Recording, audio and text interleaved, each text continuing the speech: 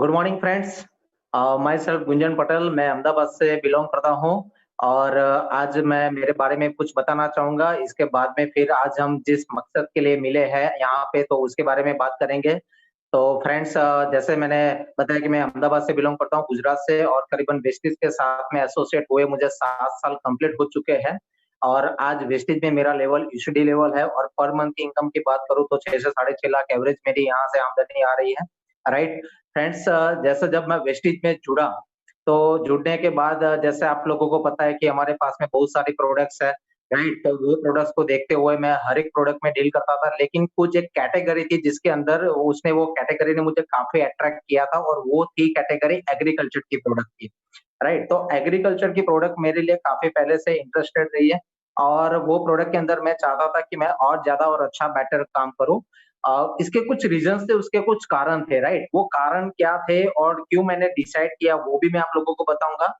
लेकिन इससे पहले मैं बताना चाहूंगा कि माय डियर फ्रेंड्स कि जितने भी लोग हम सब जुड़ते हैं नेटवर्क मार्केटिंग के अंदर, और ज्यादातर अगर आप रेशियो देखो तो आप लोगों को पता होगा कि जैसे एक आपका बड़ा नेटवर्क बन जाता है, जैसे आपका नेटवर्क एक बड़ा विस्तृत होता है अलग अलग जगहों पे, तो उसमें अगर आप एक रेशियो नोट करेंगे तो आपको पता चलेगा कि 30% नेटवर्क आपका जो है वो सिटी या एक बड़े टाउन से बिलोंग करता है। और 70% आपका जो 70% जो नेटवर्क है वो रूरल से बिलोंग करता है, जो गांव से बिलोंग करता है। राइट, और डेफिनेटली आप लोगों को पता है कि जहां से ज्यादा आपका नेटवर्क है, तो वहां से अगर आपको ज्यादा से ज्यादा वॉल्यूम चाहिए, तो अगर वो टेरिटरी, वो जो रूरल एरिया है, जैसे कि मैंने बताया 70% रूरल एरिया यानी ज्यादातर गांव से बिलोंग करता है। राइट, हमारा नेटवर्क, तो वहां से हमको ज्यादा से ज्यादा अगर बिजनेस कवर करना है, तो ऐसी प्रोडक्ट से ही कवर होगा जहां पे उस प्रोडक्ट की ज्यादा से ज्यादा लोगों को जरूरियात है, ज्यादा से ज्यादा उस प्रोडक्ट की आवश्यकता है। राइट, तो डेफिनेटली आप लोगों को पता है कि गांव में एग्रीकल्चर की प्रोडक्ट की ज्यादा रिक्वायरमेंट रहती है। राइट, तो मुझे भी ये चीज है ना कहीं इसलिए मुझे क्लिक हो गई कि मैं अगर इस बिजनेस में ज्यादा सफलता लेना चाहता हूँ, अगर बड़ा टर्नओवर मुझे करना है, और मेरे नेटवर्क को ज्यादा से ज्यादा लगातार वो मुझे टर्नओवर दे सके, ऐसा मुझे बिल्टअप करना है, मेरे नेटवर्क को बनाना है, तो मुझे इस प्रोडक्ट की कैटेगरी में डेफिनेटली काम करना पड़ेगा। सो मैंने डिसाइड किया एग्रीकल्चर की प्रोडक्ट में ज्यादा फोकस करने का और काम करने का। राइट, तो आज हम यहाँ पे मिले हैं, और जो हमारा मेन आज जो मकसद है मिलने का, तो वो है कि आप एग्रीकल्चर की प्रोडक्ट में कैसे और ज्यादा से ज्यादा बेटर बने, और उसके साथ साथ में आप वहां से ज्यादा नेटवर्क भी बिल्डअप कर सके, और ज्यादा से ज्यादा वहां से आमदनी भी जनरेट कर सको। तो इसके लिए इसको लेके आज का जो हमारा पूरा सेशन रहेगा, 3 पार्ट हमारा रहेगा। कि पहला जो पार्ट है हमारा, why we should work in agriculture product, why we should work in agriculture product, क्यों हम एग्रीकल्चर की प्रोडक्ट में काम करें। तो इसके लिए मैं माय डियर फ्रेंड्स, मैं आप लोगों को बताना चाहूंगा कि जैसे खेती की अगर बात करें, राइट, किसान भाइयों की अगर बात करें, तो आज से कुछ साल पहले की अगर बात करें ना, तो आप देखिएगा कि ज्यादातर लोग क्या करते थे, खेती से दूर होते थे, मतलब कि लोग गांव को छोड़ के सिटी की ओर आते थे। राइट, और ये सोच के कि वहां पे उनका काफी अच्छा ग्रोथ होगा, उनकी लाइफस्टाइल काफी अच्छी बनेगी। राइट, और गांव में कुछ नहीं रखा है, गांव में इतना ज्यादा अर्निंग सोर्स भी नहीं है, तो इसलिए लोग है ना गांव को छोड़ के, अपनी जमीन जायदाद को छोड़ के वो सिटी की ओर ज्यादा मूव होते थे। राइट, लेकिन कुछ अगर लास्ट 5 से 10 साल की बात करें ना, तो माय डियर फ्रेंड्स, मैं आप लोगों को बताना चाहूंगा कि से ज्यादा ज्यादा से ज्यादा यंगस्टर ले लो, यहाँ तक कि जिन लोगों ने अच्छा से अच्छा एमबीए भी किया हुआ है, वो आज खेती के ऊपर ज्यादा फोकस करते हैं, और उनको पता है कि आज खेती को अगर एक बिजनेस के तौर पे हम लेंगे, तो वहां से अच्छी खासी आमदनी हम क्रिएट कर सकते। पहले तो मैं, और दूसरा एक चीज ये थी ना, तो वहां पे क्या होता था कि पहले जो मतलब कि जो इतना मॉडर्नाइज नहीं था, कि मतलब कि इतनी साधन सामग्री नहीं थी, इतने इक्विपमेंट मशीनरी वगैरह नहीं थी, तो ज्यादा लेबर वर्क का भी वहां पे मतलब की रिक्वायरमेंट रहती थी, ज्यादा लेबर चाहिए। सो कहीं ना कहीं वो खेती से लोग दूर भागते थे। लेकिन अभी आप कुछ 10 सालों के अंदर आप देख लो कि आज जेसीबी जैसे मशीन आ गए जो सरफेस को क्लियर करता है। दूसरी चीज की आप हार्वेस्टर जैसे मशीन देख लो, ड्रिप इरिगेशन देख लो। राइट, जहाँ पानी की प्रॉब्लम है वहां ड्रिप के जरिए आप लोग अच्छे से अच्छे खेती कर सकते हैं। तो इतनी टेक्नोलॉजी खेती के अंदर एडवांस हो गई है, जिसके कारण आज कम लेबर के अंदर, कम मजदूर के अंदर आप ज्यादा से ज्यादा जमीन के अंदर आप खेती कर सकते हो, राइट? इसके लिए बहुत अच्छा पैसा भी वहाँ पे लोग कमा रहे हैं, अर्न कर रहे हैं, राइट? तो माय डियर फ्रेंड्स कि आने वाला जो समय है, वो डेफिनिटली आप लोगों को पता होगा कि एग्रीकल्चर की अगर बात करें तो आज यंगस्टर भी एग्रीकल्चर के ऊपर ज़्यादा से ज़्यादा डाइवर्ट हो रहे हैं और उसको एक व्यवसाय के तौर पे ले रहे हैं, राइट?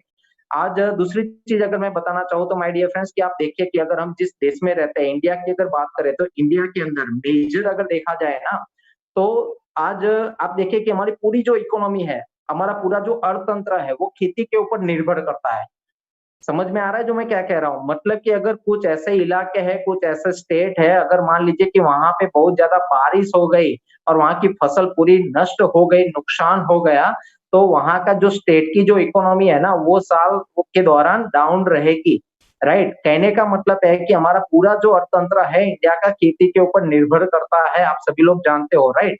तो माय डियर फ्रेंड्स कहने का मेरा मतलब यही है कि अगर खेती फेल होती है, तो अर्थतंत्र भी फेल हो जाएगा उस दौरान, राइट? तो आज खेती के अंदर हमारा पूरा अर्थतंत्र डिपेंडेंट है, राइट? दूसरी चीज़ मैं बताना चाहूँगा कि जैसे कि मैं गुजरात में कई सालों से काम करता हूँ, तो रिसेंटली 1 साल पहले हमने एक डेटाबेस हमको एक मिला था गवर्नमेंट की साइड से कि आज गुजरात के अंदर पर्टिकुलरली सालाना सालाना करीबन 15 से 16 हज़ार करोड़ का एग्रीकल्चर प्रोडक्ट का कारोबार है। आप सोचिए माय डियर फ्रेंड्स, सालाना की मैं बात कर रहा हूँ, राइट? और ये भी खाली एक स्टेट की मैं बात कर रहा हूँ, अगर लाखों में होगा डेफिनेटली, राइट? तो माय डियर फ्रेंड्स कि इतना बड़ा पोटेंशियल है इसके अंदर। तो सोचिए अगर फॉर एग्जांपल मैं अगर गुजरात की बात करूँ तो गुजरात में एग्रीकल्चर की प्रोडक्ट का सालाना टर्नओवर हार्डली जो हमारे पास में जो 7 प्रोडक्ट्स है उसको लेके सालाना टर्नओवर हार्डली होगा ना, तो ज़्यादा से ज़्यादा 3 से 4 करोड़ का, इससे ज्यादा नहीं। अगर मान लीजिए कि चलो और ज्यादा पकड़ लो तो 7 से 8 करोड़, इससे ज्यादा नहीं है। तो माय डियर फ्रेंड्स आप समझ सकते हो कि कितना बड़ा पोटेंशियल है, राइट? तो मैं एक स्टेट की बात नहीं कर रहा हूँ, हर एक स्टेट में इतना पोटेंशियल है, राइट? तो आज एग्रीकल्चर के फील्ड में हमको इसलिए काम करना है कि वहां पे हम बहुत अच्छा और ज्यादा से ज्यादा बिजनेस कर सकते हैं। और दूसरी चीज कि हमारा जो नेटवर्क आगे जाके एक बड़ा नेटवर्क बनेगा, तो वो बड़ा नेटवर्क का एक पार्ट रहेगा ये रूरल एरिया, ये जो गाँव है वो, राइट? और वहाँ पे सबसे ज़्यादा जो चीज़ों की आवश्यकता रहती है और बार-बार वो चीज़ों की आवश्यकता रहती है, वो एग्रीकल्चर की प्रोडक्ट रहती है। यानी कहने का मतलब कि अगर एक किसान मित्र, एक किसान भाई अगर आपके डाउन में जुड़ता है ना, तो हमारी एफएमसीजी प्रोडक्ट तो लेगा, हमारी सप्लीमेंट्स तो लेगा, लेकिन इससे ज़्यादा उसकी प्रायोरिटी रहेगी एग्रीकल्चर की प्रोडक्ट के ऊपर। राइट? समझ रहे हो जो मैं क्या कह रहा हूँ? मतलब कि एग्रीकल्चर की प्रोडक्ट से आप वही किसान के घर से, मतलब कि वही किसान के ज़रिए से आप बार-बार बड़ा टर्नओवर वहाँ से हासिल कर सकते हो, राइट? तो एक सबसे बड़ा फ़ायदा है। दूसरी चीज़ कि आज आप देखिए कि ऑर्गेनिक और अभी कोरोना वगैरह चल रहा है, आप सभी लोगों को तो पता ही है कि यहाँ तक कि गवर्नमेंट भी लोगों को एक यही मैसेज दे रही है कि भई आप ऑर्गेनिक को प्रेफर करो, राइट? पेस्टिसाइड वाला मतलब कि इससे जो प्रिपेयर किया जाता है, जो पर्टिकुलर ये फसल है, सब्जी वगैरह उसको आप अवॉइड करो, राइट? तो आज गवर्नमेंट भी ऑर्गेनिक को प्रमोट कर रही है और लोग भी इतने अवेयर हो चुके हैं कि उनको पैसा खर्च करने के बाद भी ऑर्गेनिक फ्रूट्स है, वेजिटेबल है, वो अवेलेबल नहीं हो रहे हैं, राइट? तो डेफिनिटली कि एग्रीकल्चर की प्रोडक्ट रेंज में भी वही कंपनियों का आने वाला समय के अंदर बड़ा मार्केट बनने के लिए जाएगा, जो कंपनियां ऑर्गेनिक चीजें तैयार करती है, मतलब कि ऑर्गेनिक पर्टिकुलर दवाइयों का प्रिपेयर करती है, वही कंपनियों का आज बड़ा कारोबार वहां से निकल सकता है, राइट? तो माय डियर फ्रेंड्स मेरे कहने का मतलब एक ही है कि आज यही सब कारण की वजह से आज अगर हम एग्रीकल्चर की लाइन पे फोकस करें, एग्रीकल्चर की प्रोडक्ट के ऊपर फोकस करें, तो डेफिनेटली हम बड़ा टर्नओवर वहां से हासिल कर सकते हैं, राइट? अब जो क्वेश्चन आता है कि भाई how to start work in agriculture products and benefits of wastage agriculture products, right? तो ऐसा पर्टिकुलर स्टार्ट करना है तो कैसे स्टार्ट करना है? क्योंकि बहुत सारे लोगों को कंफ्यूजन ये रहता है कि भाई हमको इसके प्रोडक्ट के बारे में पता नहीं है, हम किसान को जाके क्या बात करें, किस तरह से करें? तो एक आसान रास्ता मैं आप लोगों को यहाँ पे बताना चाहता हूँ, जिस रास्ते के जरिए, जिस रास्ते के चलते हुए आज हम लोगों ने काफी अच्छा टर्नओवर, मतलब कि काफी अच्छे तरीके से हमने एक मार्केट डेवलप किया हुआ है, राइट? तो जैसे कि फॉर एग्जाम्पल कोई भी किसान है, या आपको लगता है कि ये बंदा किसान से कनेक्टेड है या किसान है, राइट? तो आप उनको ये बता सकते हो या बोल सकते हो कि भाई आप जो खेती करते हो, वो खेती के अंदर आप जो फसल लेते हो उसके अंदर आपका जो टोटल खर्चा होता है, आपका टोटल एक्सपेंस होता है, वो एक्सपेंस अगर नियरेस्ट 50% कम हो जाए और उपज जो आपकी है, आपकी फसल का जो उत्पादन है, प्रोडक्शन है, वो अगर 25 से लेके 30% मतलब कि 25 से लेके 30% अगर बढ़ जाता है, तो क्या आपको मजा आएगा?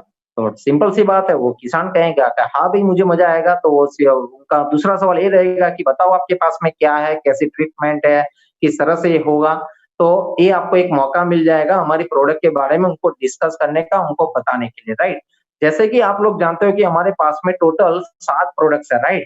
और 7 प्रोडक्ट्स की अगर बात करें तो वेस्टीज एग्री 82 है, ह्यूमिक है हमारे पास में, राइट? इसके साथ में हमारे पास में एग्री ह्यूमिक ग्रैन्युअल्स है, एग्री प्रोटेक है, एग्री मॉस है, एग्री नैनोटेक है, एग्री गोल्ड है, राइट? तो टोटल हमारे जो पास में 7 प्रोडक्ट्स है, वो 7 प्रोडक्ट्स किस तरह से किसान को फायदा देती है, किस तरह से उसको ज्यादा से ज्यादा बेनिफिट करवाती है, उसके बारे में हम बात करेंगे। माय डियर फ्रेंड्स, कि पहले एक बात समझ लीजिए कि एग्रीकल्चर के बारे में कुछ बेसिक्स जानकारी आपको होनी जरूरी है, और ऐसा नहीं है कि वो जानकारी लेने के बाद आप फील्ड में जाओ।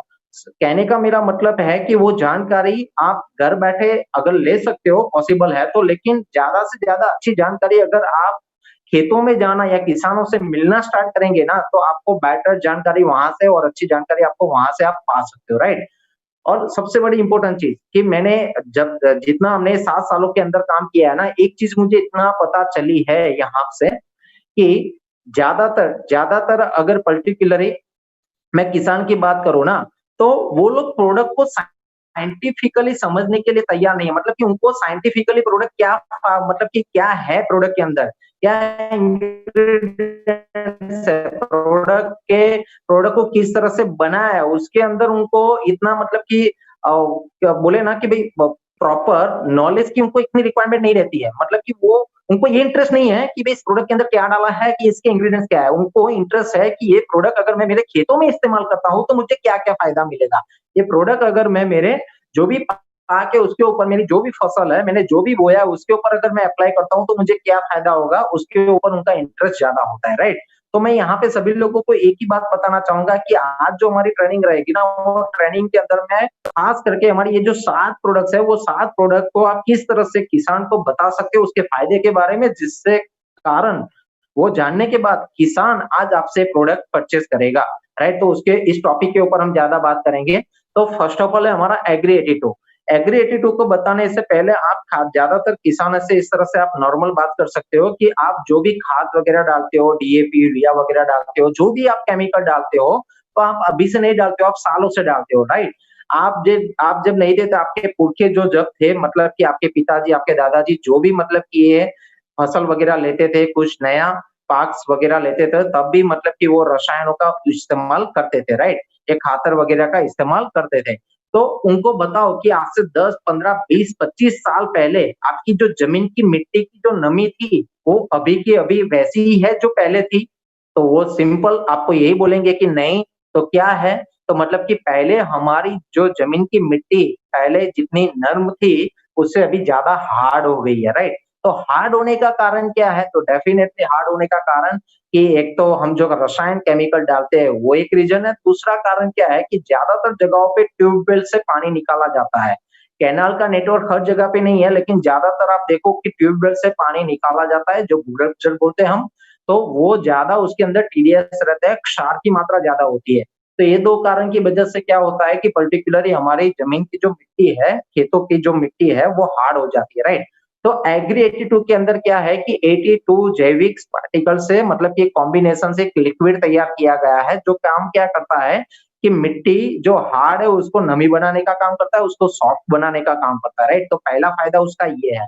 दूसरी चीज कि जो हाई टीडीएस वाटर जो है, जिसके अंदर क्षार की मात्रा ज्यादा है, तो पर्टिकुलरली एग्री 82 वो क्षार जो है ना, उसके मॉलिक्यूलर यानी इसको बंधारण को तोड़ने का काम करता है। पर्टिकुलर टीडीएस मतलब कि कम नहीं करता है, लेकिन क्या करता है कि वो क्षार के कारण वो हमारी मिट्टी को जो नुकसान करता है ना, वो नुकसान होने से बचाने का काम करता है, राइट? और दूसरी चीज, पानी जो है वो एक हार्ड है, राइट? मतलब कि जब भी आप उसको जमीन पे डालेंगे ना, तो एक जगह पे जाके वो सीमित हो जाएगा।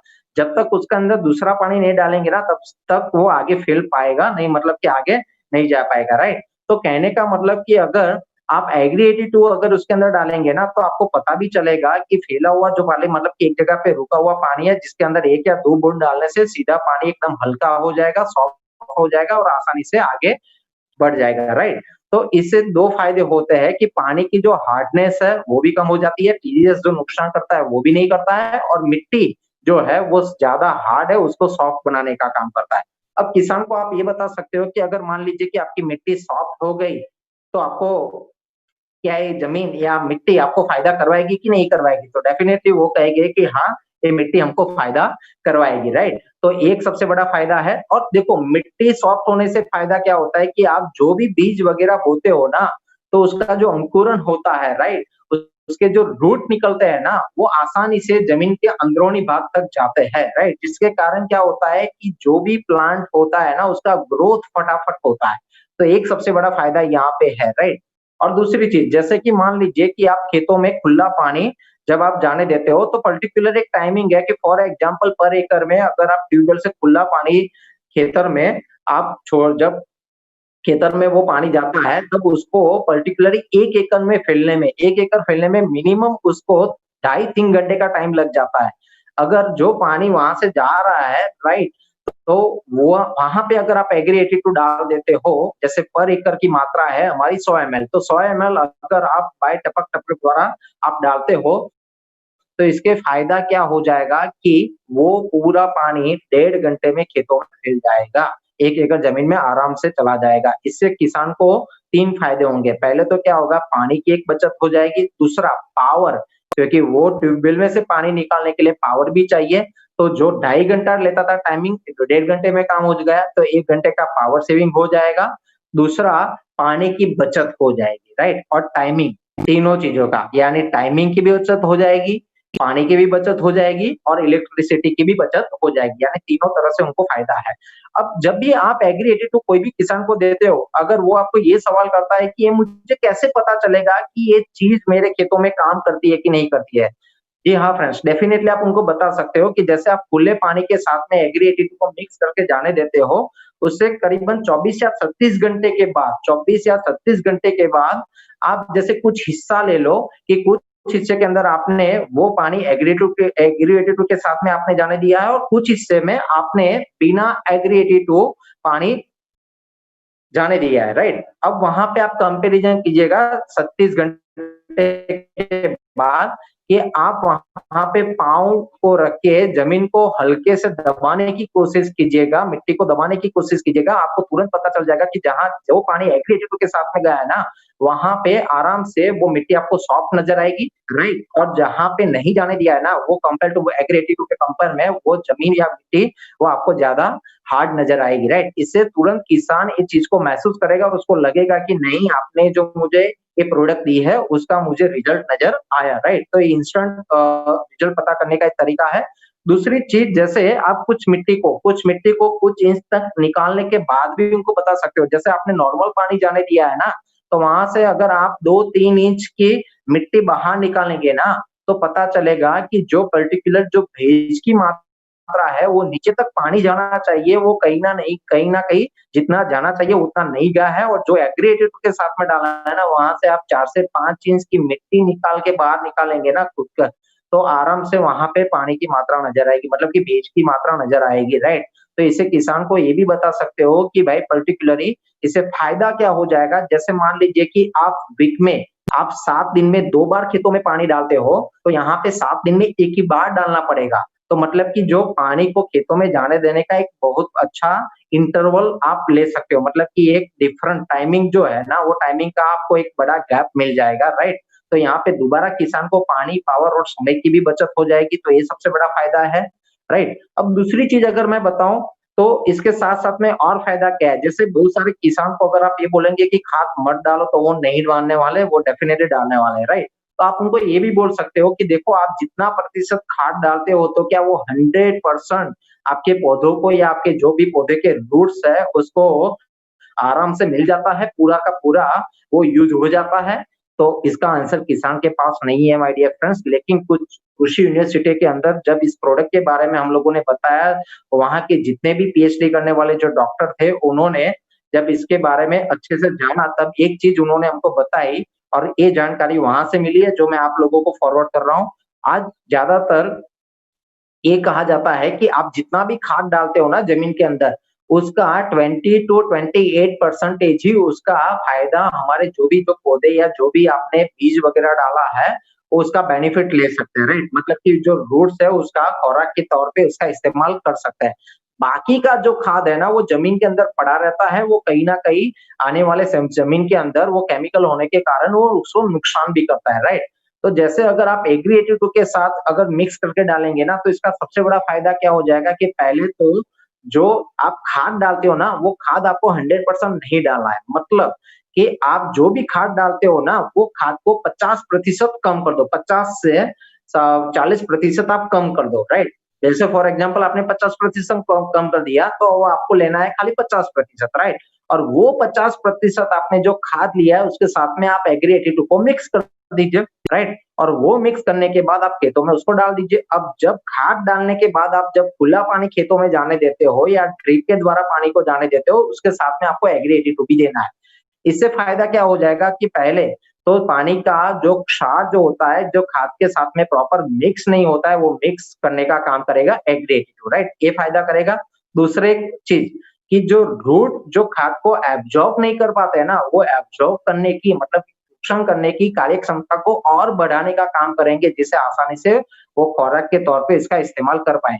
कहने का मेरा तात्पर्य एक ही है कि अगर आप 50% कम करके देंगे ना, 50% आप कम करके देंगे ना, तो माय डियर फ्रेंड्स मैं बताना चाहूँगा कि आज हमको वो नतीजे मिले हैं कि जो रूट्स है ना, जो खाद आप डालते हो 50% कम किया हुआ, जो 100% डालने से खाली 20 टू 28% इस्तेमाल होता था, आज यहाँ पे 38 से लेके 42% इस्तेमाल हो जाएगा, राइट? तो इसे आपने जो खाद डाला है, तो आपको उसका बेनिफिट भी मिलेगा, फ़ायदा भी मिलेगा और खाद का खर्चा भी आपका कम हो जाएगा, राइट? तो यहाँ पे आपको ये सबसे बड़ा फ़ायदा मिलेगा।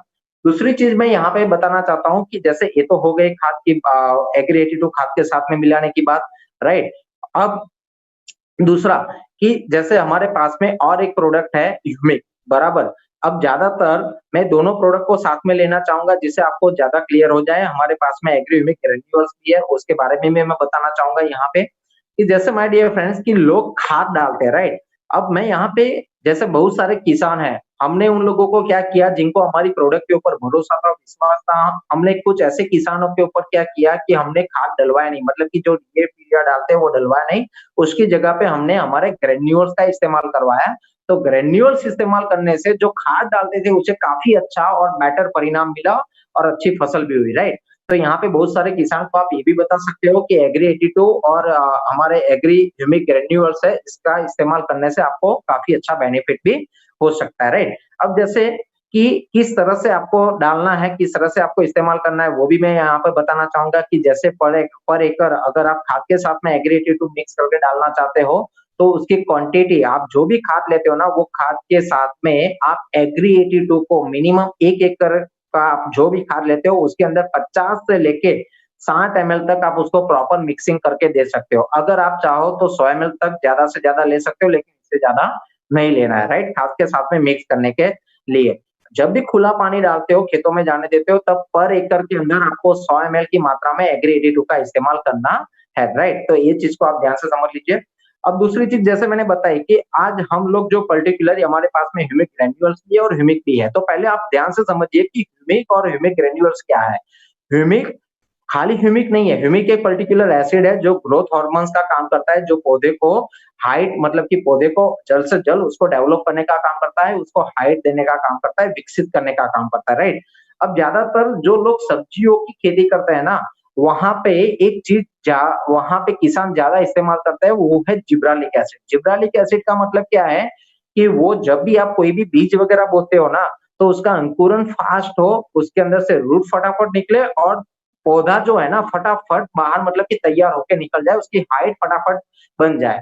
अब जो लोग जिब्रालिक एसिड इस्तेमाल करते हैं ना, वहाँ पे होता क्या है कि चलो पौधा आपने जब भी बीज डाला, फटाफट पौधा भी तैयार हो गया, लेकिन वहाँ पे प्रॉब्लम क्या है कि जिब्रालिक एसिड इस्तेमाल करने से वहाँ पे वो प्लांट के ऊपर जो फ्लावरिंग के जब से स्टेज आएगा, फूल बैठने की जब अवस्था आएगी ना, तब जो क्वांटिटी में फूल बैठने चाहिए जितने, उतना बैठ नहीं पाएँगे, राइट? तो यहाँ पे जो किसान जो ज्यादातर सब्जियों की खेती करते हैं ना, वो जिब्रानिक एसिड का इस्तेमाल करते हैं, तो उनको यहाँ पे रोकिए और उनको बताइए कि हमारे पास में बेस्ट ऑप्शन है humic acid, right? Humic acid जैसे कैसे काम करेगा कि ह्यूमिक हमारा खाली ह्यूमिक नहीं है, ह्यूमिक और फॉल्विक का कॉम्बिनेशन है और साथ में 94% एक्वा बेस भी कंपनी ने हमको दिया हुआ है, राइट? ज्यादातर मार्केट में जो ह्यूमिक मिलते हैं ना माय डियर फ्रेंड्स, आप लोगों को मैं बताना चाहूंगा यहाँ पे कि मार्केट में जो ह्यूमिक मिलते हैं 98% के मिलते हैं, 96% के मिलते हैं, 95% के। अगर आप हमारी ह्यूमिक की बोतल देखेंगे ना तो उसको उसके ऊपर आपको पता चलेगा कि 6% ह्यूमिक ही है, इसके अलावा और कुछ नहीं है, बराबर? तो यहाँ पे सबसे बड़ा सवाल ये आएगा कि जब आप किसान के पास में जाएंगे ना तो किसान आपको ये पूछेंगे कि देखो हम जो ह्यूमिक का पाउडर लाते हैं, हम जो ह्यूमिक के ग्रेन्यूल्स लाते हैं मार्केट में से, तो उसके अंदर ज्यादा से ज्यादा मात्रा ह्यूमिक की है। आपकी जो खाली 6% है, लेकिन हमारी जो क्वांटिटी है, हमारी जो ये बैग है या पाउडर है, उसके अंदर तो 98-96% ह्यूमिक है। तो वहां पे आप उन लोगों को बता सकते हो कि ये जितना 96-98% ह्यूमिक है ना, वो ज्यादा से ज्यादा ह्यूमिक जो पर्टिकुलरली केमिकल फॉर्म केमिकल है। और जितने भी उन लोगों को भी आप सवाल कर सकते हो कि आप लोगों को पता है कि ये ज्यादातर एक केमिकल वाला जो ह्यूमिक है वो आता कहाँ से है? माय डियर फ्रेंड्स, मैं बताना चाहूंगा कि इंडिया के अंदर ज्यादातर जो कंपनियां हैं जो ह्यूमिक पाउडर फॉर्म में बेच रही है, वो कंपनियों का ह्यूमिक का जो रॉ मटेरियल वो चाइना से इंपोर्ट होता है। और चाइना के लिए सिंपल सी बात है, चले तो चांद तक नहीं तो रात तक, राइट?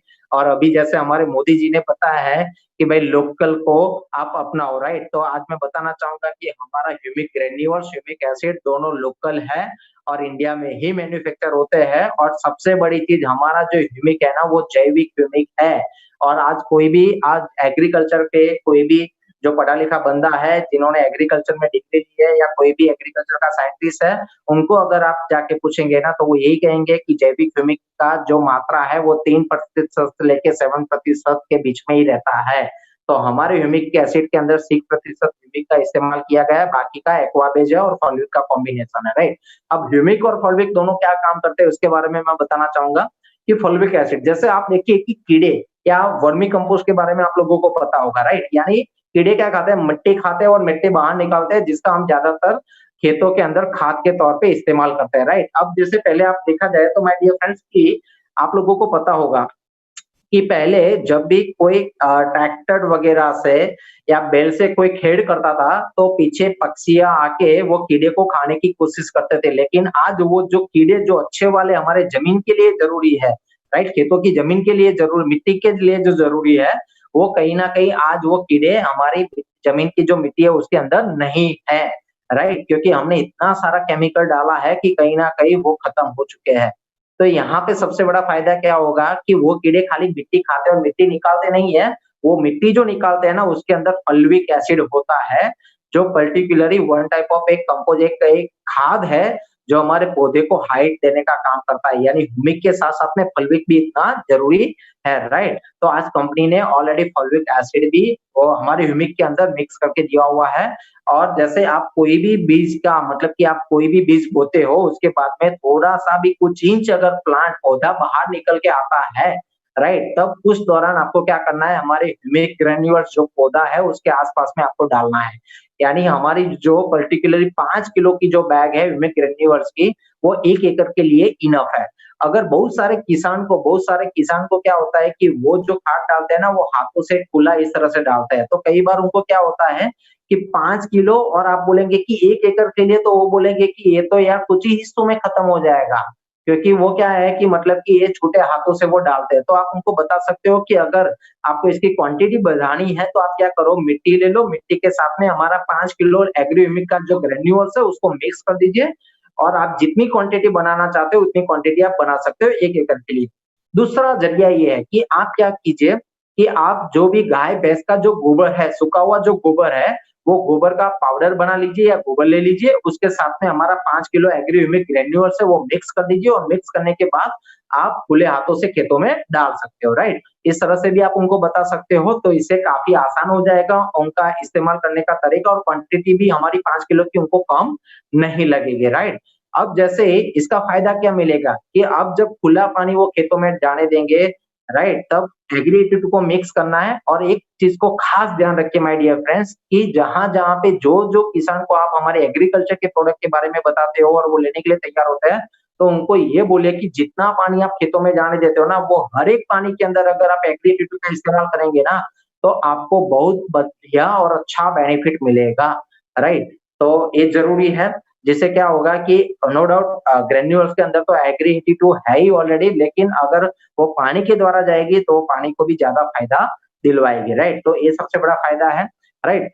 जिससे आपको जिब्रालिक एसिड का आपको ऑप्शन मिल गया, वहाँ पे अब आपको जिब्रालिक एसिड इस्तेमाल करने की ज़रूरत नहीं है, राइट? दूसरी चीज़ मैं यहाँ पे बताना चाहूँगा माय डियर फ्रेंड्स कि अब जब ये पौधा तैयार होगा, बड़ा होगा, तब डेफ़िनेटली उसके अंदर ज़्यादा से ज़्यादा फ्लावर भी आएँगे और आप जो भी सब्जियाँ, फलों की खेती करते हो, उसके अंदर आपको अच्छा खासा प्रोडक्शन भी मिल पाएगा, राइट? तो ये सबसे बड़ा फ़ायदा है। दूसरी चीज़, एक कंपैरिज़न के लिए मैं बताना चाहूँगा माय डियर फ्रेंड्स कि मार्केट में जितने भी केमिकल फॉर्म के ह्यूमिक मिलते हैं ना, जहाँ पे उनका इस्तेमाल किया जाता है स्प्रे के अंदर, तो वहाँ पे जो फलों की खेती करते हैं ना, उसमें और ज़्यादातर सब्जियों की खेती में भी ये लागू होता है।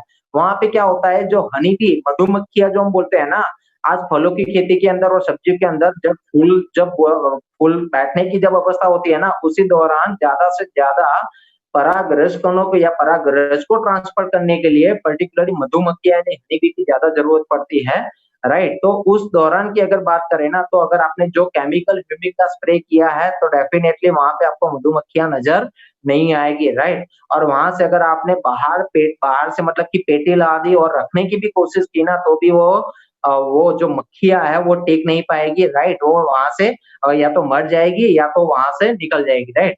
तो आज जो-जो लोग हमारे जो फ्रूटिंग का जो पर्टिकुलरली जो खेती करते हैं, जो फ्रूट्स की खेती करते हैं, तो आज उनके ओर से हमको ये भी जानने का मिला है कि आज हमारा ह्यूमिक का स्प्रे करने से ज़्यादा ये जो मधुमक्खियाँ है वो आती है, राइट? इससे क्या होता है कि उनको बाहर से पेटी या वो वगैरह लाने की आवश्यकता नहीं रहती है और ज़्यादा से ज़्यादा फूलों की क्वांटिटी पौधे के ऊपर बैठती है, राइट? तो ये सबसे बड़ा फ़ायदा उनको हो जाता है, राइट? जैसे कि अनार जैसे फ्रूट ले लो तो वहाँ पे क्या होता है कि मादा फूल, राइट? मादा फूल की ज़्यादा रिक्वायरमेंट रहती है, नर फूल बैठते हैं तो उसको गिराना पड़ता है, राइट? तो ऐसे केसेस में अगर आपने हमारा जैविक ह्यूमिक इस्तेमाल करवाया तो वहाँ पे आपको फ़ायदा ये मिलेगा कि मादा फूल की क्वांटिटी ज़्यादा मिलेगी, नर फूल की क्वांटिटी कम रहेगी, राइट? तो ये किसान के लिए कहीं न कहीं बहुत फ़ायदेमंद है, क्योंकि वहाँ से आप अच्छा खासा फ्रूट का प्रोडक्शन ले सकते हो, राइट? तो ये सबसे बड़ा फ़ायदा है। दूसरी चीज़ कि आज जो हमारा लिक्विड ह्यूमिक है उसका आप स्प्रे में इस्तेमाल कर सकते हो और स्प्रे के लिए 15 लीटर का जो हमारा पंप आता है, ज़्यादातर आप लोगों को पता होगा कि किसान 15 लीटर का पंप इस्तेमाल करते हैं स्प्रे करने के लिए। आज बहुत सारी जगह पे आप देखते होंगे कि सैनिटाइज़ करने के लिए लोग अपने पीछे पंप लगाते हैं, वो सेम वही पंप 15 लीटर का जो रहता है, उसके अंदर अगर आपको क्वांटिटी डालनी है एग्री-82 की तो 10 एमएल डाल दीजिए, ह्यूमिक की क्वांटिटी डालनी है तो ह्यूमिक लिक्विड की क्वांटिटी डालनी है तो 30 एमएल डाल दीजिए। ये बढ़िया कॉम्बिनेशन रहेगा आपको पर्टिकुलरली प्लांट को अगर ग्रोथ देने के लिए अगर आप बाहर से जैसे एटमॉस्फेयर से आप उसको प्रोटेक्ट करना चाहते हो, तो आप बाहर से भी उसको इस तरह से स्प्रे में आप दे सकते हो, राइट? तो ये सबसे बड़ा तरीका हो गया। दूसरी चीज़ मैं बताना चाहूँगा माय डियर फ्रेंड कि आज सीड ट्रीटमेंट बहुत सारे किसान सीड ट्रीटमेंट करते हैं, राइट? सीड ट्रीटमेंट क्या होती है? जैसे हमारे जो भी बीज वगैरह होते हैं ना, हम ज़मीन में डालने से पहले उसको हम कुछ केमिकली प्रोसेस करते हैं, कुछ ऐसे मान लीजिए कुछ लोग केमिकली प्रोसेस करते हैं, कुछ लोग ऐसे होते हैं जो जैविक तरीके से उसको प्रोसेस करके ज़मीन में डालते हैं यानी बोते हैं, राइट? तो ऐसी दौरान अगर इस दौरान अगर आप भी हमारी ये ट्रीटमेंट से मतलब कि एग्री-82 और ह्यूमिक से आपने बीज को ट्रीट करके अगर आपने ज़मीन में डाला, तो वहाँ का जो पर्टिकुलरली जो स्ट्रक्चर बनेगा मतलब कि बीज जो अंकुरित होगा, तो उसके रूट्स भी ज़्यादा से ज़्यादा मजबूत और स्ट्रॉन्ग होंगे और वहाँ से जब पौधा जब बड़ा होगा, तो वो पौधा और जो रू मतलब कि जो पकड़ है रूट की और पौधे की, वो भी स्ट्रॉन्ग रहेगी, राइट? और सिंपल सी बात इसके लिए मैं ज़्यादातर एक एग्ज़ाम्पल देता हूँ, मेरी हर एक मीटिंग में वो एग्ज़ाम्पल शायद आप किसान को भी दे सकते हो। जैसे मान लीजिए कि 2 गर्भवती महिला है, एक गर्भवती महिला को आप फॉर एग्ज़ाम्पल जंक फूड खिलाते हो लाइक पिज़्ज़ा है, समोसा है, कचौरी है या दाबेली वगैरह ऐसा कुछ भी जंक फूड खिलाते हो, राइट? और 9 महीने तक लगातार आप यही खिलाते हो और एक जो गर्भवती महिला है उसको आप है ना दाल, चावल, रोटी, सब्जियाँ, फ्रूट वगैरह वही खिलाते हो। तो डेफ़िनेटली जो बच्चा जब आएगा, बच्चे का जन्म होगा जब स्ट्रॉन्ग और अच्छा इम्यूनिटी वाला बच्चा किसका रहेगा? तो सिंपल सी बात है, जिन्होंने दाल जो माता ने दाल-चावल वगैरह खाया है, सब्जी-रोटी वगैरह खाई है, उनके बच्चे की इम्यूनिटी ज़्यादा होगी, राइट? तो माय डियर फ्रेंड्स, मैं यही एग्ज़ाम्पल के तौर पे किसानों को समझाता हूँ कि अगर आप जो सीड्स जिस जगह से लाए हो, वो कंपनी उन्होंने केमिकली प्रोसेस किए हैं, राइट? तो अगर दूसरी चलो केमिकली प्रोसेस नहीं किए हैं, तो पर्टिकुलरली वो जो बीज है, वो कोई किसान ने तो तैयार किए है ना, तब जाके वो कंपनी के द्वारा आपके पास में आया है। तो वही किसान ने वो सीड्स को तैयार करने के लिए उन्होंने जो पर्टिकुलरली जो फसल के अंदर ढेर सारा केमिकल डाला है, तो ये सीड्स की क्वालिटी क्या रहेगी? अब चलो बच्चा तो जैसा आना था वैसा आ गया, लेकिन अगर आप उसको अच्छे से खाना खिलाएँगे, मतलब कि अभी से आपने उसको सब्जियाँ, फल वगैरह खिलाना चालू कर दिया, तो डेफिनिटली जो इम्यूनिटी डाउन है, तो वो इम्यूनिटी उनकी बढ़ सकती है, राइट? तो वैसे भी अब जो सीड जैसा आना था, जो बीज जैसा आना था आपके पास में आ गया।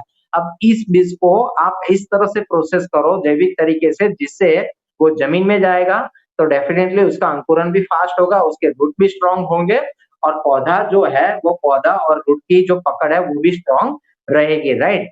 तो इसको लेके आप 1 किलो का जो बियारण होता है, उसके अंदर क्या कीजिए, 5 एमएल एग्री-82 ले लीजिए और 10 एमएल ह्यूमिक ले लीजिए। चाहो तो आप 5 एमएल एग्री-82, 5 एमएल ह्यूमिक भी ले सकते हो, लेकिन ह्यूमिक अगर आप ज़्यादा मात्रा में लेना चाहते हो, तो ज़्यादा से ज़्यादा उसको 10 एमएल तक ले सकते हो, इससे ज़्यादा आपको लेना नहीं है। अब इसे क्या करो, आप पर्टिकुलर मिट्टी ले लो, पानी लेना नहीं है। खास ध्यान रखिएगा इसमें, ये जो आप पर्टिकुलर ये जो कोई सीड ट्रीटमेंट करते हो ना, तो किसान को आपको ये बताना है इसके अंदर पानी लेना नहीं है। अगर पानी लेंगे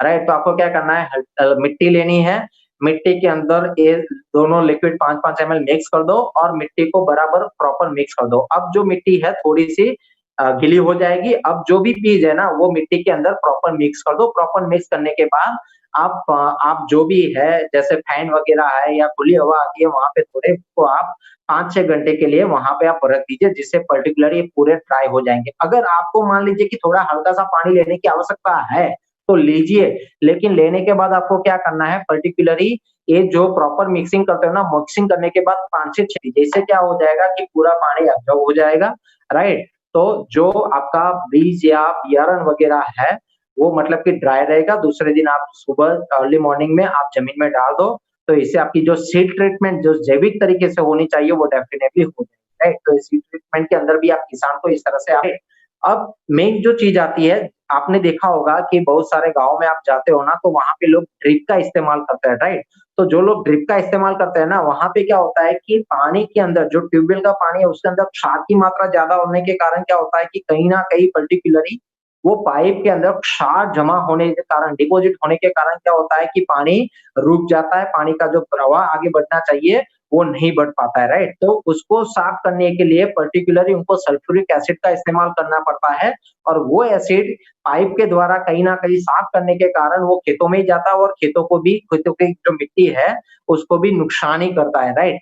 तो आप उनको ये कह सकते हो कि अगर आप एग्री 82 का इस्तेमाल करते हो ना, तो आपको ज़िंदगी में कभी आपकी जो ड्रिप की जो पाइप है, राइट? उसके अंदर आपको कभी सल्फ्यूरिक एसिड का इस्तेमाल करना ही नहीं पड़ेगा। मतलब कि आपकी जो पाइप है, वो साफ-सुथरी रहेगी, राइट? क्योंकि वहाँ पे क्षार जो डिपॉज़िट होता है, वो होने नहीं देगा, राइट? तो यहाँ पे दूसरा एक सबसे बड़ा फ़ायदा ये हो जाएगा।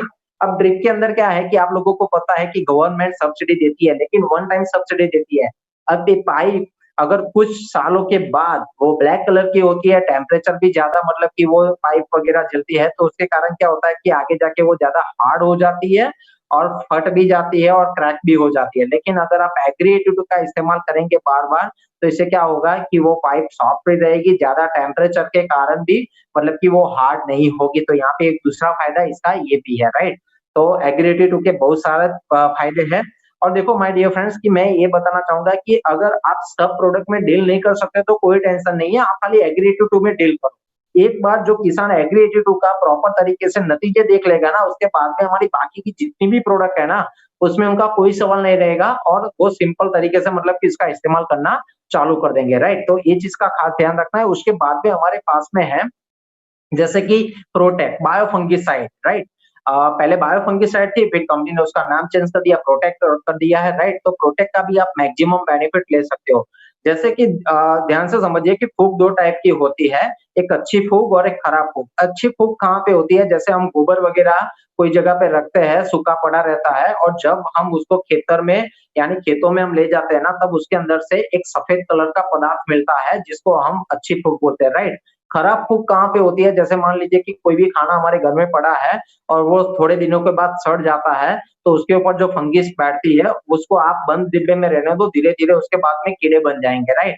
और उसमें से कुछ जीवात बन जाती है, राइट? तो उसको हम खराब फूक बोलते हैं, राइट? तो आज हमारे खेतों के अंदर पर्टिकुलरली जो जंतुओं का निर्माण होता है, वो यही तरीके से होता है क्योंकि हम जो पर्टिकुलर रसायन डालते हैं, वो रसायन में से कुछ हिस्सा हमारे पौधों को मिलता है, रूट्स उसको खुराक के तौर पे इस्तेमाल करते हैं, बाकी सारा जो रसायन है, वो कहीं न कहीं ज़मीन में पड़ा रहता है और पानी के जो क्षार उसके अंदर मिक्स अप होने के कारण क्या होता है कि वो एक खराब कंपोज़िशन यानी खराब खाद बन जाता है, जहाँ से खराब फूड का निर्माण होना चालू हो जाता है, राइट? तो हमारी जो फंगिसाइड यानी प्रोटेक्ट है, वो एक एंजाइम है, जिसका काम क्या है कि जैसे ही वो एटमॉस्फेयर में आएँगे, जैसे उसको हल्का-सा भेज या पानी मिलेगा, तो एक वन टाइप ऑफ बैक्टीरिया बन जाएँगे। अब ये बैक्टीरिया काम क्या करते हैं, जितनी भी खराब फूग हमारी ज़मीन के मिट्टी के अंदर है ना, उसको खाने का काम करेंगे, राइट? यानी वो अबजों की संख्या में वो एंजाइम में से वो बैक्टीरिया अबजों की संख्या में बन जाएँगे, जिससे किसान को बार-बार हर फसल के अंदर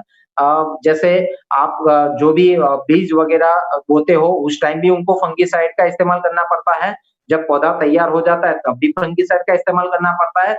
जब भी पर्टिकुलरली कोई वेजिटेबल्स या फ्रूट्स बैठ जाते हैं, तब भी फंगिसाइड का यानी पूरे सीज़न के अंदर 3 से 4 बार फंगिसाइड का इस्तेमाल करना पड़ता है। लेकिन यहाँ पे ज़्यादा से ज़्यादा अगर आपने सॉइल ट्रीटमेंट के अंदर हमारी प्रोटेक्ट का इस्तेमाल कर दिया, तो वो अबजों की संख्या में बैक्टीरिया का निर्माण करेंगे, जिससे फ़ायदा क्या हो जाएगा माय डियर फ्रेंड्स कि उनको बार-बार फंगिसाइड का इस्तेमाल करने की ज़रूरत नहीं पड़ेगी। दूसरी चीज़ मैं यहाँ पे बताना चाहूँगा आप लोगों को कि सबसे दूसरा फ़ायदा क्या है कि अगर आपको प्रोटेक्ट का इस्तेमाल करना है, तो आप क्या कीजिए 100 किलो गोबर ले लीजिए, 100 किलो सूखा गोबर ले लीजिए, उसके अंदर पूरा हमारा 500 ग्राम या 1 किलो यानी 2 पैकेट आप मिक्स कर दीजिए, राइट? अब 100 किलो के अंदर आपने हमारा प्रोटेक्ट का पाउडर मिक्स कर दिया, तो इससे फ़ायदा क्या हो जाएगा, ये 1 एकड़ के लिए आराम से इनफ है, अगर आप चाहो तो 1.5 से 2 एकड़ के लिए भी इसका इस्तेमाल कर सकते हो, राइट? अब जब ये खुला पानी खेतों में जाएगा ना, तो सिंपल सी बात है कि आज जो पाउडर है, राइट, हमारा प्रोटेक्ट का, तो उसको पानी मिल गया, उसमें से वो एंजाइम में से बैक्टीरिया में डाइवर्ट होंगे। अब दूसरा फ़ायदा, ये जो बैक्टीरियाओं को खास करके खुराक चाहिए, वो गोबर से मिल जाएगी, जिससे हज़ारों नहीं लेकिन अबजों की संख्या में आज वो अच्छे बैक्टीरिया यानी अच्छे फूड जो बैक्टीरिया है, जो खराब फूड का खुराक के तौर पे इस्तेमाल करेंगे, वो हमारी ज़मीन के मिट्टी के अंदर आज हमको अवेलेबल हो जाएँगे, जिससे आने वाले समय में आपको बार-बार फंगिसाइड का इस्तेमाल करने की ज़रूरत पड़ती है, वो ज़रूरत नहीं पड़ेगी। तो ये सबसे बड़ा फ़ायदा इसका ये है, खास करके जिनको रूट के अंदर गाँठ का प्रॉब्लम होता है, जिसको हम निमाटोड की गाँठें बोलते हैं, अगर वो लोग इसका इस्तेमाल करेंगे, तो वो निमाटोड की गाँठों का प्रॉब्लम उनको नहीं रहेगा। ये जो लोग फ्रूट की वगैरह की खेती करते हैं ना, उनको इसका सबसे अच्छा बेनिफिट मिल सकता है। उसके बाद में हमारे पास में प्रोडक्ट्स हैं मॉस, राइट? मॉस का फ़ायदा क्या है? जैसे कि मॉस के लिए मैं बताऊँ, तो मॉस आपको जब भी एक ये जो मॉस है, गोल्ड है और नैनोटेक है, उसको समझने के लिए पूरी एक साइकिल समझ समझ लीजिए। ये साइकिल को आपने समझ लिया ना, तो आपको पता चल जाएगा कि इस प्रोडक्ट का आपको कहाँ-कहाँ पे इस्तेमाल करना है, राइट? जैसे कि आज कोई भी पौधा है, तैयार हो गया, उसके बाद में एक अवस्था आती है जिसको हम बोलते हैं फ्लावरिंग का स्टेज, राइट? फ्लावरिंग का स्टेज आ गया, उसके बाद में दूसरा स्टेज रहता है कि जो फ्लावरिंग है, वो फ्लावरिंग गिर जाता है, राइट? ओके, गिर जाता है, राइट? तो उसको बोलते हैं फ्लावरिंग गिरने का स्टेज। उसके बाद में चलो फ्लावरिंग गिरते नहीं है, राइट? तो उसके बाद में आता है कि उसके अंदर से जो फ्रूट या वेजिटेबल तैयार होता है ना, वो अच्छी साइज़ का तैयार नहीं होता है, राइट? मतलब कि छोटे-छोटे साइज़ में ही सिमट जाते हैं। कई बार तो क्या है कि तैयार होने से ही वो खत्म हो जाते हैं, गिर जाते हैं, राइट? तो ये तीनों अवस्था है, राइट? यानी फूल बैठने की अवस्था, फूल गिरने की अवस्था और फूल में से फल बैठने की अवस्था, राइट? तो ये तीनों अवस्था के अंदर आपको समझना है कि इस प्रोडक्ट को कैसे इस्तेमाल करना है। जैसे मॉस क्या काम करेगा, मॉस ज़्यादा से ज़्यादा फूल को बैठाने का काम करता है। तो जब भी फूल बैठने का स्टेज आता है, उससे 15 दिन पहले आपको मॉस का इस्तेमाल करना है, राइट? ज़्यादा से ज़्यादा 10 दिन पहले आपको इस्तेमाल कर देना है। एग्रीगेटेड टू मॉस और चाहो तो आप ह्यूमिक का भी लिक्विड जो है उसका इस्तेमाल कर सकते हो, राइट? मैं क्वांटिटी बाद में बताता हूँ कितनी-कितनी क्वांटिटी लेनी है। अब जब फूल बैठ गए तो फूल को गिरने नहीं देना है। तब आपको क्या करना है, एग्रीगेटेड टू चाहो तो ह्यूमिक, लेकिन खास करके आपको नैनोटेक का इस्तेमाल करना है, राइट? अब जैसे फूल गिरे नहीं और फूलों में से वेजिटेबल या फ्रूट बनना स्टार्ट हो गए, राइट? तब आपको क्या करना है, उसकी साइज को हेल्दी बनाने के लिए और बड़ी बनाने के लिए और उसका कलर भी अगर आपको चाहिए, तो उसको लेके आपको एग्रेडिटू, गोल्ड का और चाहो तो ह्यूमिक का भी आप इस्तेमाल कर सकते हो, राइट? अब क्वांटिटी कैसे है, मैं रिपीट करना चाहूँगा क्वांटिटी कैसे है, किस तरह से है, ध्यान से समझिए। जैसे फूल बैठने से पहले जो हम एग्रीट्यूड डालते हैं 15 लीटर पंप के अंदर 10 एमएल डाल दिए, मोस्ट 30 एमएल डाल दिए, चाहो तो ह्यूमिक 30 एमएल, राइट? दूसरा स्टेज, फूल गिरे नहीं इसके लिए, तो उसको लेके आपको एग्रीट्यूड 10 एमएल लेनी है, नैनोटेक आपको 30 एमएल का 30 ग्राम का पाउडर आपको लेना है, राइट? क्योंकि वो पाउडर फॉर्म में है और चाहो तो ह्यूमिक आप ले सकते हो लेकिन कंपल्सरी नहीं है। अगर लेना है तो 30 एमएल की क्वांटिटी आप इस्तेमाल कर सकते हो। उसके बाद में फूल में से जब फ्रूट बैठता है या वेजिटेबल तैयार होता है, उस टाइम के दौरान अगर आपको इस्तेमाल करना है तो वो है गोल्ड और 82। 82 की क्वांटिटी 10 एमएल, गोल्ड की क्वांटिटी जो पाउडर फॉर्म में है वो 30 ग्राम आपको लेना है और ह्यूमिक का इसमें इस्तेमाल करने की आवश्यकता नहीं है, राइट? तो इस तरह से आप इसका इस्तेमाल कर सकते हो, राइट? देखो, आपको साइंटिफिकली वो प्रोडक्ट के बारे में जाना नहीं है, लेकिन किसान ये तीनों अवस्था से परेशान है, क्योंकि होता क्या है कि जैसे फूल बैठ गए तो फूल गिर जाता है।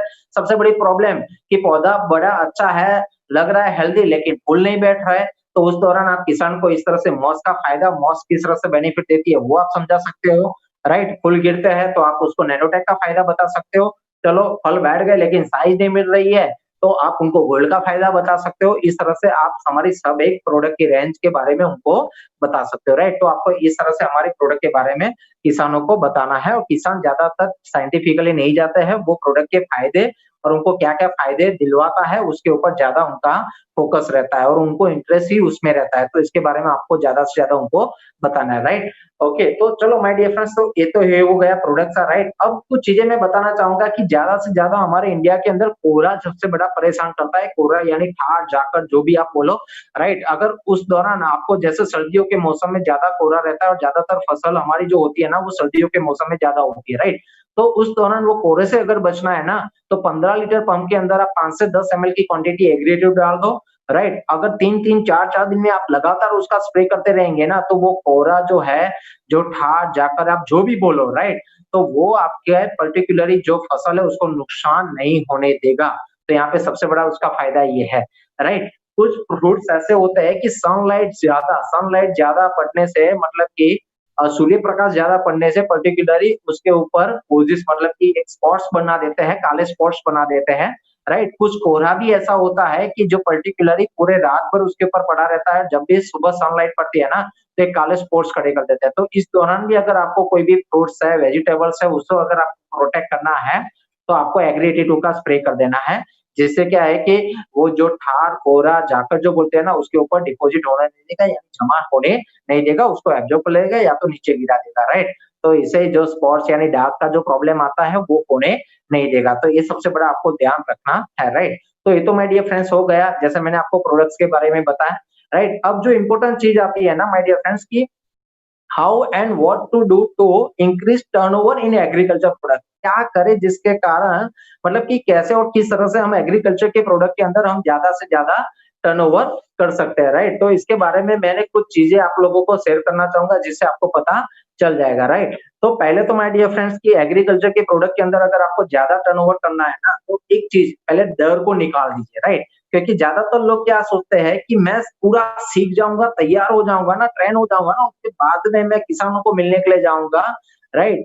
माय डियर फ्रेंड्स कि वो समय का इंतजार मत कीजिए कि कब आप सीखो, कब आप तैयार हो और किसान के पास में जाओ। आप पहले दिन से ही स्टार्ट कर दीजिए, क्योंकि देखो माय डियर फ्रेंड्स कि मैंने जब स्टार्ट किया, मैंने खुद मेरा मेरा भी कुछ एक खेती वगैरह है, हमारे भी कुछ फार्म वगैरह है हमारे गाँव में, तो मैंने वो प्रोडक्ट लिया एग्रीकल्चर का, मेरे जो फार्म हैंडल करते हैं वो बंदे को मैंने दे दिया, उसने इस्तेमाल किया जैसे बताया उस हिसाब से। तो वहाँ से मुझे काफ़ी अच्छे नतीजे मिले, रिज़ल्ट मिले, तब मैंने डिसाइड किया कि नहीं ये प्रोडक्ट, तो जब मैं ये कोशिश कर रहा था कि मैं पूरा सीख जाऊँ तब किसानों के पास में जाऊँ, तो कहीं न कहीं मुझे लगा कि ये मेरा गलत डिसीज़न है। मुझे अगर ज़्यादा से ज़्यादा इसके बारे में सीखना है, समझना है, तो बेटर तरीका एक ही है कि किसान के पास में बैठना चालू करो, बातें करना चालू करो और वहाँ से ही मुझे सब कुछ चीज़ें पता चलेगी। और वही हुआ, क्योंकि पहले दौरान तो क्या था कि हम जब खेतों में जाते थे ना, तो प्लांट इतने बड़े नहीं थे, जब छोटे-छोटे थे ना, तो ये जानना, ये समझना भी मुश्किल था कि ये कौन-सा वेजिटेबल्स का प्लांट है, कौन-सा फ्रूट का प्लांट है, राइट? ये कौन से धान का प्लांट है, वो समझना भी मुश्किल था। मतलब कि सब एक जैसा ही लगता था। लेकिन किसानों के साथ में बैठना चालू किया, फार्म विजिट करना चालू किया, मीटिंगें करना चालू की, तो सब कुछ पता चल गया, राइट? तो माय डियर फ्रेंड्स, कि वो समय का इंतजार मत कीजिए, डर को भगा दीजिए, किसानों के साथ में बातचीत करना चालू कर दीजिए, उनके साथ में बैठना चालू कर दीजिए, वहाँ से आपको बहुत सारा नॉलेज मिलता रहेगा, राइट? तो पहले तो एक चीज़ आपको करनी है और बार-बार उसके लेके प्रोडक्ट को लेके प्रैक्टिस करनी है, राइट? जितना आप प्रोडक्ट के बारे में लोगों को बताने की कोशिश करेंगे, भले थोड़ा-थोड़ा, राइट? जैसे आप देखिए कि जब आप जुड़े वेस्टेज में, ना तो हमको सप्लीमेंट्स के बारे में पता था, ना तो हमको इम्यूनिटी के बारे में पता था, लेकिन आज हम एक बार-बार मीटिंग लेने से हमको स्पिरुलिना क्या है वो पता चली, फ्लैक्स क्या है वो पता चली है, राइट?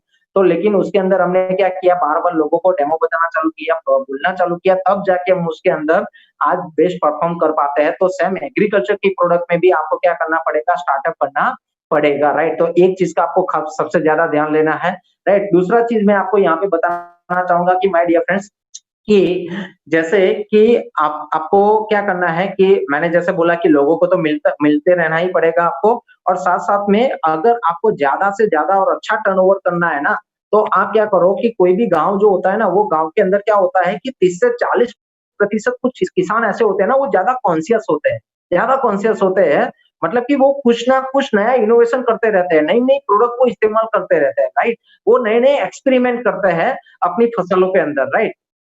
तो आपको क्या करना है कि ऐसे लोगों को ज़्यादा टारगेट करना है।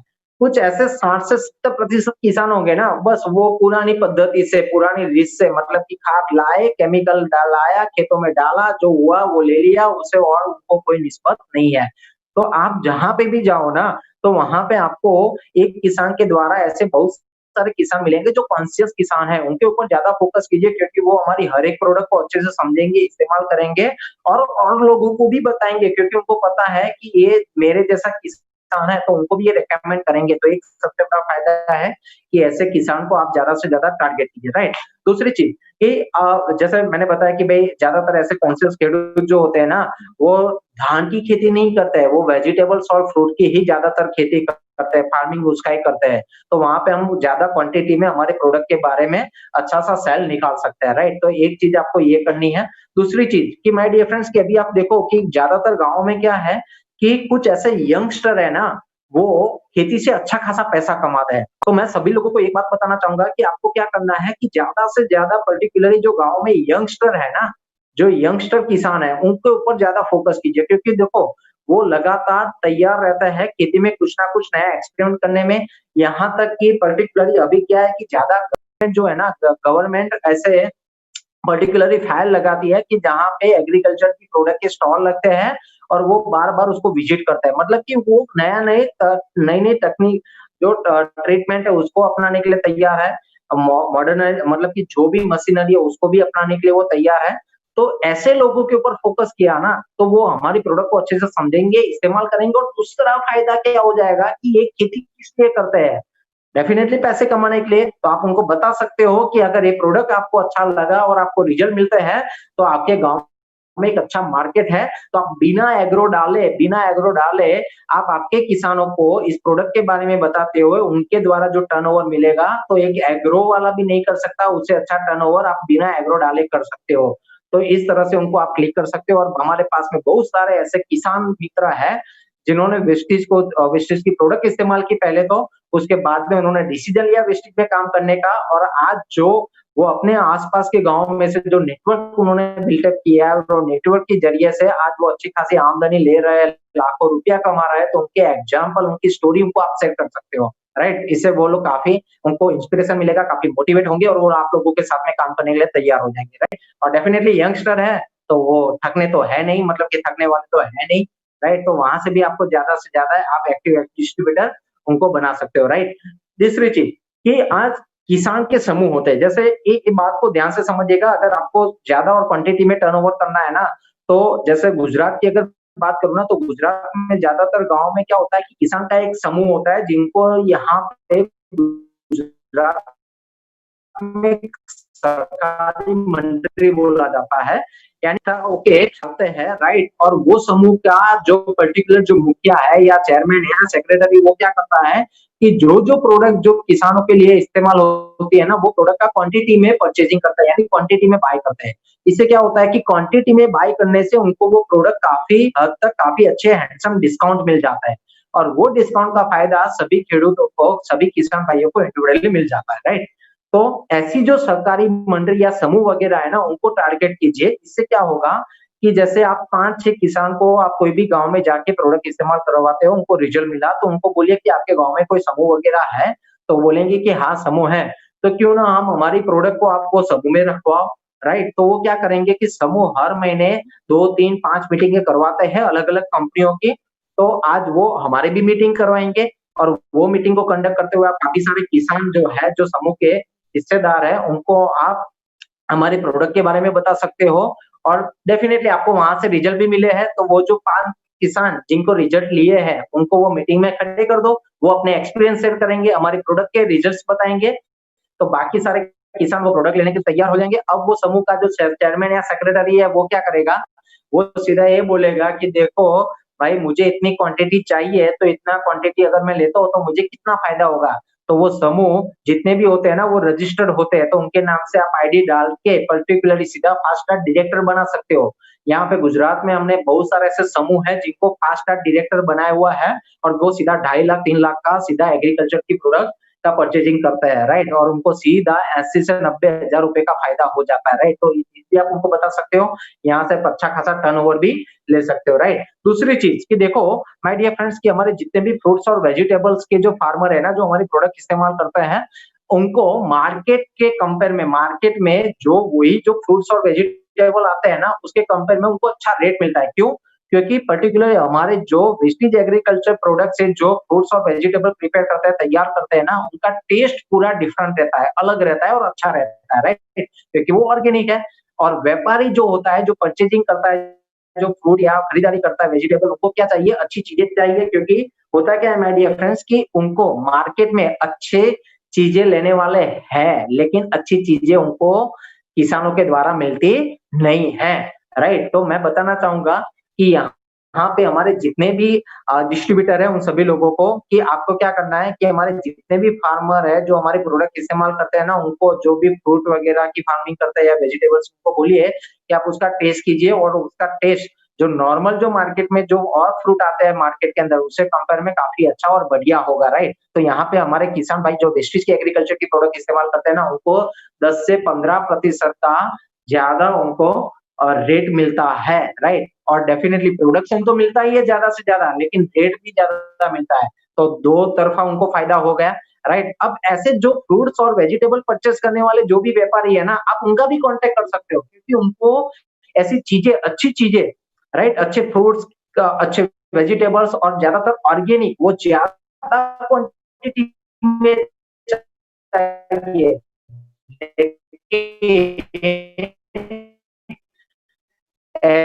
ऐसे फार्म में मतलब कि ऐसे, और ढेर सा फायदा ये हो जाएगा कि ऐसे फ्रूट्स और वेजिटेबल के व्यापारी को भी आप डिस्ट्रीब्यूटर बना सकते हो, क्योंकि वो सुबह 6 बजे या 4 बजे उठ के सभी परचेस करने के लिए जाते हैं, अलग अलग फार्म की विजिट करते हैं। क्यों करते हैं? क्योंकि उनको भी पैसा कमाना है। तो आप उनको भी डिस्ट्रीब्यूटर बना सकते हो, और उनके द्वारा नए नए किसान को भी आप टच कर सकते हो, राइट। सीड्स के जो व्यापारी है, क्योंकि सीड्स का जो व्यापारी है ना, वो ये चाहता है कि भाई मैं जिसको सीड्स देता हूँ ना, वो किसान, तो किसान की फसल भी अच्छी हो, राइट, उसका प्रोडक्शन भी ज्यादा बढ़े, राइट। तो वो डेफिनेटली अगर प्रोडक्शन ज्यादा बढ़ा और ज्यादा से ज्यादा प्लांट भी उसका हेल्दी रहा पूरी सीजन में, तो वो क्या करेगा कि अगली बार और किसानों को इस सीड्स के बारे में बताएगा। तो जो सीड्स का व्यापारी है, वो भी चाहता है कि अपना टर्नओवर बढ़ाने के लिए, तो सीड्स के व्यापारी को भी आप इस तरह से कन्विंस कर सकते हो कि देखो, अगर आपने आपके किसानों को हमारी प्रोडक्ट सीड्स ट्रीटमेंट के जरिए अगर इस्तेमाल करवाना चालू किया, तो आपका सीड्स का क्वालिटी और बेटर हो जाएगा, अच्छा रिजल्ट भी मिलेगा किसान को, और डेफिनेटली आपको आने वाले समय में और नए ऑर्डर्स और किसानों के मिल सकते हैं। तो सीड्स के व्यापारी को भी आप डिस्ट्रीब्यूटर बना सकते हो, उनके जरिए नए किसानों को आप टच कर सकते हो। ड्रिप इरिगेशन, क्योंकि अभी देखो गवर्नमेंट ने ड्रिप के ऊपर हर एक स्टेट वालों ने है ना सब्सिडी देना चालू कर दिया है, राइट। तो आज हर एक किसान परेशान है, क्योंकि बार बार ट्यूबवेल को रिपेयर करना, ये करना, ज्यादा पानी की क्वांटिटी खेतों में जाने देने के कारण ड्रिप एक ऐसा जरिया है कि जहाँ पे कम पानी में अच्छी से अच्छी फसल किसान ले सकता है। तो ड्रिप के अंदर जो सब्सिडी मिल रही है, तो ड्रिप के जितने भी एजेंट हैं उनको आप टारगेट कर सकते हो, राइट? दूसरा चीज, आज ज्यादातर कंपनियों ने क्या किया है, ज्यादातर कंपनियां क्या करती है कि कुछ सीजन होती है ना, वो सीजन के अंदर क्या होता है कि कुछ यंगस्टर जिन्होंने एग्रीकल्चर का स्टडी किया है, ऐसे यंगस्टर को कुछ महीने के लिए वो हायर करते हैं। 3 महीने या 4 महीने के लिए वो हायर करते हैं और 3-4 महीने में उनको 15-20 हज़ार की सैलरी देते हैं और तो कुछ गाँव की उनको टेरिटरी दे देते हैं वहाँ पे टर्नओवर करने के लिए, राइट? तो माय डियर फ्रेंड्स, कि आप ऐसे स्टूडेंट या ऐसे जो भी फ्रेशर है उनको टारगेट कर सकते हो, उनको बता सकते हो कि देखो 3-4 महीने के बाद क्या किसान के साथ में रिश्ता आप बनाते हो, किसान के साथ में ट्यूनिंग आप अच्छा बनाते हो, उसके बाद में आप कंपनी को प्रेजेंट करते हो, किसान तो कंपनी के ओनर को भी नहीं देखता है, राइट? वो तो आपको देखते हुए आपकी कंपनी के प्रोडक्ट इस्तेमाल करता है, राइट? तो यहाँ पे आपको क्या हुआ, 3-4 महीने आपने मेहनत की, किसान को आपने प्रोडक्ट इस्तेमाल करवाया, उसके बाद में क्या कंपनी ने टर्नओवर कर दिया, किसान ने प्रोडक्ट इस्तेमाल कर दिया, आप बैठ गए घर पे, राइट? अब बाद में तनख्वाह कहाँ से आएगी? सैलरी कहाँ से आएगी? तो ऐसे लोगों को आप करियर ऑप्शन दिखा सकते हो विस्टीज के द्वारा और उनको बोलिए कि किसानों के साथ में आपकी रिश्तेदारी अच्छी है, आपका ट्यूनिंग अच्छा है, तो आप किसान को वो कंपनी की जगह पे ये कंपनी की प्रोडक्ट दीजिए, जिससे आपको बार-बार यहाँ से लगातार पैसा आता रहेगा और आपका एक खुद व्यवसाय यहाँ पे क्रिएट हो जाएगा, आपका एक बिज़नेस यहाँ पे अच्छा-सा बन जाएगा, राइट? तो इस तरह से आप उनको किसान को भी बता सकते हो, राइट? और जैसे कुछ चीज़ें माय डियर फ्रेंड्स है कि जैसे आप क्वांटिटी की अगर बात करें कि हर एक किसान को प्रॉब्लम क्या होती है कि जैसे वो पंप में जो इस्तेमाल करेंगे तो पर एकड़ हमारी सब जो प्रोडक्ट्स है उसका खर्चा कितना रहेगा? अगर जो धान की बात करें ना, खाली धान में ज्यादातर आपको क्या इस्तेमाल करना है, एग्रीटेटिव, ह्यूमिक और बायोफंगिसाइड अगर जरूरत पड़े तो, बाकी इसके अलावा ग्रेन्युलर्स के अलावा और कोई ज्यादा आपको धान के अंदर इस्तेमाल करने की जरूरत नहीं है, राइट? जैसे गेहूँ है, जैसे बाजरा है, ज्वार है, उसकी अगर हम बात करें तो, राइट? ओके, तो पर्टिकुलर धान के अंदर इतना पर एकड़ के अंदर ज्यादा से ज्यादा अगर आप खर्चे की अगर बात करें ना, तो ज्यादा से ज्यादा 1000 से लेके 1200 या 1500, इससे ज्यादा खर्चा नहीं होगा। अगर फंगिसाइड का इस्तेमाल करते हैं तो 2000, इससे ज्यादा खर्चा नहीं होगा, राइट? अगर आप वेजिटेबल्स या फ्रूट की जो फार्मिंग करते हैं ना, उनको अगर आप बताओ तो उसके अंदर एवरेज बाकी की भी फसल को आप कवर कर सकते हो कि एवरेज अगर पर एकड़ का जो खर्चा रहेगा, अगर हमारी सब प्रोडक्ट आप इस्तेमाल करते हो ना, तो ज्यादा से ज्यादा 2500 से लेके 3000 रुपए का पर एकड़ का खर्चा रहेगा। अगर मान लीजिए कि 3000 का भी खर्चा पकड़ते हैं फॉर एग्जांपल, अगर वो हर एक प्रोडक्ट का अच्छे से स्प्रे करता है, राइट? और 1 या 2 बार वो फसल से मतलब कि वो जो प्लांट है उसमें से 2 या 3 बार वो सब्जियों की फसल लेता है, राइट? तो एवरेज जो खर्चा रहेगा वो 3000 से 3500, इससे ज्यादा नहीं रहेगा, राइट? मान लीजिए कि आप 3000 पकड़ लीजिए, तो 3000 में आप 75 एकड़ जमीन, अगर आप जो जमीन के किसान है, 75 एकड़ जमीन के जो किसान है, अगर उसको आपने कवर कर दिया, तो 75 एकड़ जमीन में हमारी 3000 रुपए की एवरेज पर एकड़ ट्रीटमेंट जाएगी, तो 75 एकड़ में 2,30,000 का टर्नओवर हो गया। तो आराम से आपको डायरेक्टर तो निकल जाओगे, राइट? समझ में आ रहा है ना मैं क्या कह रहा हूँ? मतलब कि आप 75 एकड़ वाले किसान, जो मान लीजिए कि कोई किसान के पास में 5 एकड़ ज़मीन है, कोई किसान के पास में 10 एकड़ ज़मीन है, तो आज हमारे बहुत सारे डिस्ट्रीब्यूटरों ने ये भी किया है कि 5 एकड़ वाला भी ट्रीटमेंट इस्तेमाल कर रहा है, 10 एकड़ वाला भी इस्तेमाल कर रहा है। तो ऐसे एक सीज़न के अंदर अलग-अलग किसानों के उन्होंने पास में गए, प्रोडक्ट इस्तेमाल करवाई। अब दूसरे सीज़न में वो क्या करते हैं, सब किसान को इकट्ठा करते हैं और बोलते हैं कि देखो, अगर आपके सबको मिला के 75 एकड़ जमीन होती है और 75 एकड़ के अंदर एवरेज 1 एकड़ का खर्चा 3000, तो आपका टोटल टर्नओवर होगा, ये जो भी प्रोडक्ट आप परचेज़ करेंगे वो 2,30,000 की होगी और 2,30,000 की प्रोडक्ट में आपको मिनिमम रिटेल प्रॉफिट के साथ में 80 से 90,000 का फायदा हो जाएगा। तो सोचिए आपकी प्रोडक्ट कितने कम रेट में आपको पड़ेगी, यानी कितना आपको फायदा मिलेगा। तो ऐसे किसानों को भी इकट्ठा करते हुए आज हमारे बहुत सारे डिस्ट्रीब्यूटर कुछ गाँव के अंदर से 1 या 2 3 ट्रैक्टर निकालते हैं, तो उसका भी आप ज़्यादा से ज़्यादा बेनिफिट ले सकते हैं, राइट?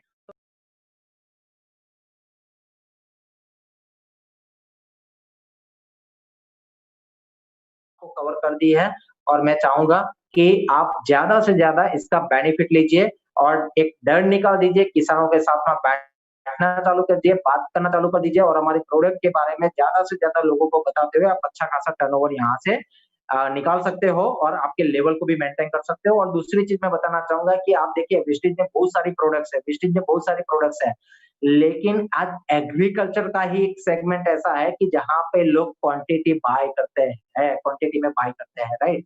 मतलब कि यहाँ पे डायरेक्टर एग्रीकल्चर में काम करेंगे तो डायरेक्टर बनना आसान है, सिल्वर डायरेक्टर बनना भी आसान है और स्टार डायरेक्टर का लेवल भी मेंटेन करना है ना कार्बन के लिए, तो वो भी आपके लिए आसान है, राइट? तो माय डियर फ्रेंड्स, ज़्यादा से ज़्यादा किसानों के पास में जाइए, उनके बात कीजिए, डर को निकाल दीजिए और इस ट्रेनिंग का मैक्सिमम बेनिफिट लोगों को दिलवाइए। और एक चीज़ मैं यहाँ पे मेरा सेशन समाप्त करने से पहले बताना चाहूँगा कि इस सैटरडे को एक बहुत अच्छी पर्सनैलिटी और हमारे सबके चहेते लीडर्स मिस्टर ईश्वर भाई पटेल, और आप सब लोग जानते हो कि उन्होंने क्या हासिल किया है विस्टीज के ज़रिए से, उनकी पावर टॉक का सेशन है इस सैटरडे को शाम को 4 बजे।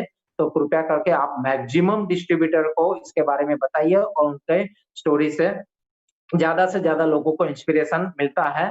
तो और आप ज़्यादा से ज़्यादा डिस्ट्रीब्यूटर को इनके जो पावर टॉक का सेशन है उसके बारे में आप लोगों को बताइए और प्रमोट कीजिए। Thank you very much. Wish you well.